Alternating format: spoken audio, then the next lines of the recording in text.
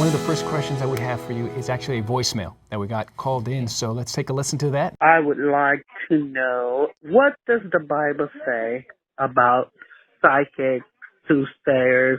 My daughters are interested in that. So we have a caller here that's asking about psychics and soothsayers, as they say, and her daughters are diving into this, and what does the Bible say to address this? Well, the Bible is pretty clear on some of these things. So, for example, in Deuteronomy chapter 18, Deuteronomy 18, verses 10 through 12,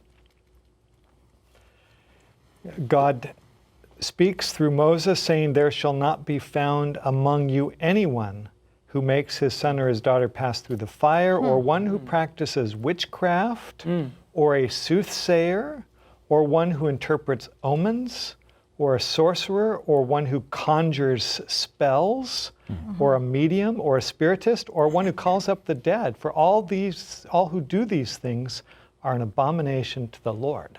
So it's quite a list, actually. Absolutely. There. It covers just about all the bases, I would say.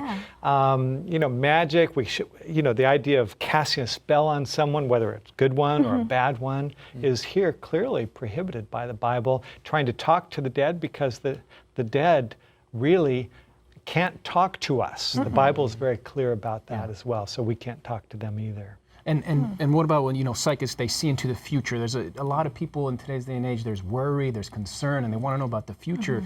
Does that fall into this list, or anything that you can address with that? It does. In fact, Isaiah chapter 8, verse 19. Isaiah chapter 8, verse 19. The prophet Isaiah tells us, "And when they say to you, seek those who are mediums and wizards who whisper and mutter, should not a people seek their God? Should they seek the dead on behalf of the living?" And then the famous verse that we know well, "To the law and to the testimony, if they do not speak according to this word, it is because there is no light in them." So Isaiah invites us to seek the living God who knows the future and has clearly revealed it in his word. So we have a mother here who's concerned because, her daughters are reaching into this, and we're seeing here that she can point to the Bible verses. And I like what you're saying, that let's point them in the direction of the living God. Yes. Living God. Not the dead. That's really important, because I didn't used to believe in the Bible, but it was because I hadn't really read the Bible.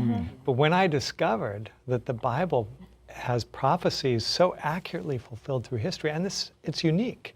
No other book has this. It shows clearly it's inspired by God. Absolutely.